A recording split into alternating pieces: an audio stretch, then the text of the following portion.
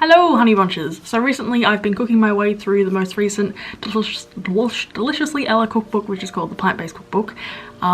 It's like the fastest selling vegan plant-based cookbook that's ever been, so when I ordered it from Book Depository they had lots of publishing issues, so that's why this video is perhaps a little later than you might have expected, because I just ended up buying it when it came out in Australia. But I've cooked my way through it, not every single recipe, but definitely the iconic ones that you might have your eyes on. If you don't know, this cookbook includes all the recipes from the Deliciously Ella Deli in London, from like supper clubs, from pop-up tent, I guess, stalls at fairs and festivals, so there's a heck ton in there. And I guess, spoiler alert, overall I am like mighty impressed with the cookbook, but I will be giving like definitely honest, genuine reviews of me cooking them. Keep in mind that this is like the first time I'm making the recipes, and I didn't do this when I was like 100% attention. I'm doing it in between like other stuff, uni work, a bit stressed, you know, the fault can partially or a lot be on me some of the time. But without further ado, let's jump right in and I'll hand it over to voiceover Phoebe to take you through the recipes that I made. So the first recipe, Honeybunches, was this banana breakfast loaf, and apart from almond meal, which I guess you could consider a flour, buckwheat was the flour of choice. And why did I say that? Oh yeah, because a lot of the cakes in this cookbook just have buckwheat flour as the main flour agent.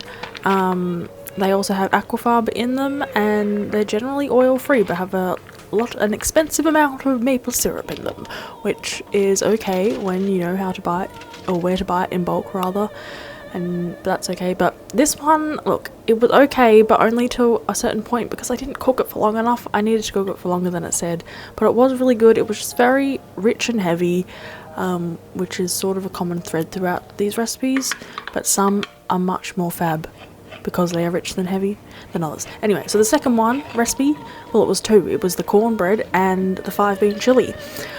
And this is like an iconic recipe, isn't it? Just with the cornbread, it made so much that I would definitely recommend halving it, because cornbread is best fresh. The Deliciously Ella cornbread is so delish and fab because it is like moist, there's that word, but it doesn't taste like dry crumbliness. But when it makes this much, only a cornbread giant would be able to eat that much. But that was delicious, and all the chilies and baked beans and, you know, beanie stews that Deliciously Ella has in her cookbook, there's quite a few. They're all fab. This serving looks quite small, but the whole package deal is like so dense with plants. Yeah, I had it with natural koyo and some parsley, and it was epic, but it filled me up like nothing else. But it was incredible. Highly recommend. Great recipe, and one of my more favourite ones that I tried. So the third lot of things that I made was a bit of a fail. I tried to make the hummus, because at the deli that my mum and I visited, the hummus is something else.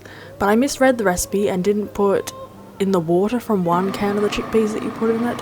So then it became too thick, then I added it later on, then it became too runny, and I also didn't put roasted garlic in it. I just put minced garlic.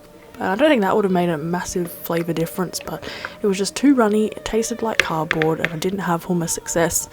So I don't know. I'm not too fussed though, because they were like 50 cents a can, and I've never had success with hummus, and it's just hummus, so it's okay. But yeah, that was a little weird. Annoying. The next recipe, some spiced peanut sweet potatoes. Hello, delish. Something about that I should mention is that a lot of the pictures have extra ingredients in them that are not in the ingredients list, because of like how they serve them at the deli. So like this one didn't have that sort of coleslaw red cabbage thing going on. It's like mainly peanuts and maple syrup, and if my sweet potatoes weren't like large enough, I doubt that's the only reason, but these were like sickly sweet. They were like candied sweet potatoes. They were still okay. They were good if you toned down the maple syrup. Yeah, so I would just recommend you do that if you make it yourself. But because the flavour combo was there. Almond Victoria cake. I'm guessing this is kind of like a Victoria sponge. This was interesting. My result looked incredible, but it didn't taste. Well, I didn't cook it for long enough. Again, this buckwheat flour jam is messing with me a little. Again, it's oil free, because you use aquafaba, and this is when I discovered the whole Koyo whips phenomenon, and it was very exciting. Yeah, this was the best part of the whole cake deal, because if I had cooked the cakes for longer, then it would have turned out, it would have been a different story.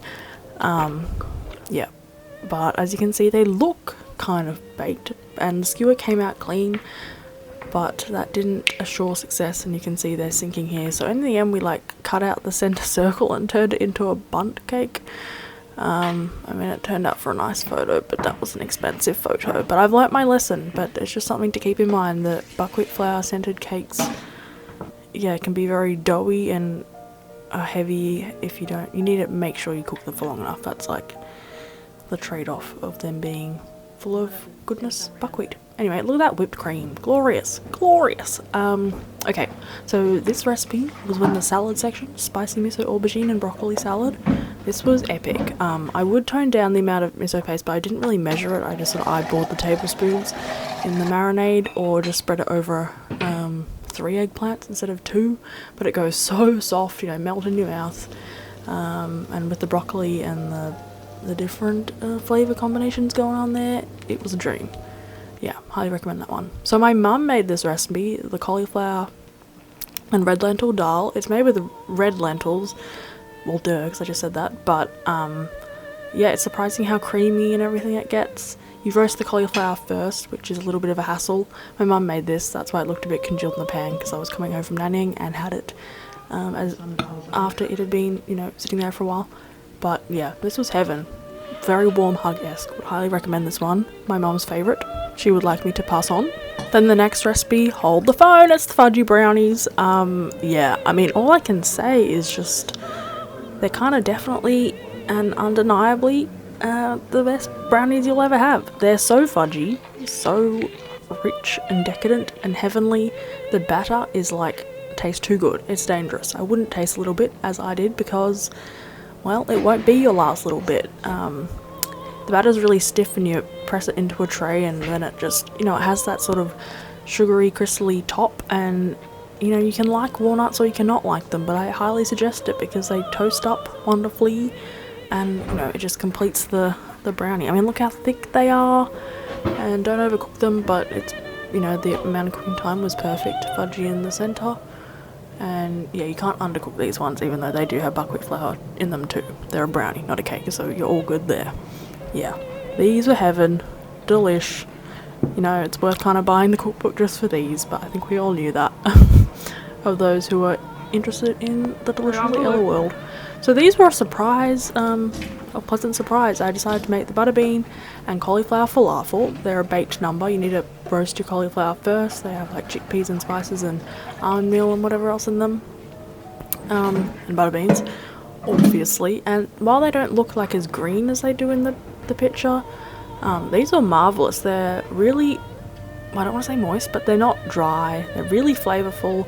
And I also made, I didn't really mention this, but they're like tricolour summer quinoa salad. I just didn't have radishes, so I swapped it for red onion and kale. So that was what was on my plate. But I already have a similar recipe to that on my blog, so I didn't make it a big deal. But that recipe is in the cookbook. Okay, this one was also fab. A lentil and potato stew. You roast the potatoes and like small oniony French onions beforehand, and you also like soften up celery, onion and carrots. I mean, any stew with soft carrots and I'm there.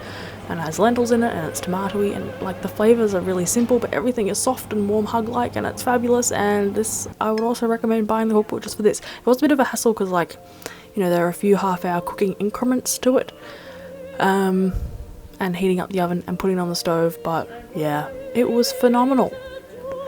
Seriously good. But soft carrots and stews, yes, they're so good. Okay, this one I made on a whim because it's really only like 4 ingredients: coconut and chocolate truffles. Yeah, like dates, cacao, coconut milk, and coconut oil. I think that was it. And the mixture was really soft, but I was like, well, they're truffles, it's all good, let's just go with the flow. You coat them in desiccated coconut and then chill them until set, and they're very melt in your mouth, soft. You can still taste the dates, so it's not like, I guess, you know, a cacao butter truffle situation, but yeah, They were pretty heavenly too, and very easy to whip up. Just make sure you roll them with wet hands so the stuff doesn't all stick to your hands. Okay, so apple and raspberry slices, I thought of making another cake. This one I did cook for long enough, but I just wasn't totally in love with the flavour combination, especially because there wasn't really that much apple or raspberries in them. There was a bit of apple puree in the mixture. Hey, ours. And then sliced apples on top, obviously, and raspberries on top, but that was the kind of extent of it, and I really put it in too small a pan, so it bubbled over. Then I scraped some off like halfway through cooking, so that's why it looks like a manky, scratchy mess. But yeah, I'll show you a side shot of it, and you can see that it did definitely rise and work. And so if the Victoria sponge was, or Victoria almond cake was that consistency, then yeah, you can tell that that was just my fault. Okay, so the last recipe, quinoa and black bean burgers with roasted mushrooms. These are really good. I mean, the texture in the middle we know the sitch. Veggie burgers can be a little soft and slightly doughy in the center, but these are really good, and we didn't have them in burger buns, but I think they'd be totally fab at a barbecue or anything like that. The mixture was a bit soft, so I did add some more gluten-free flour in them, but yeah, they browned up great and were delish. Highly recommend.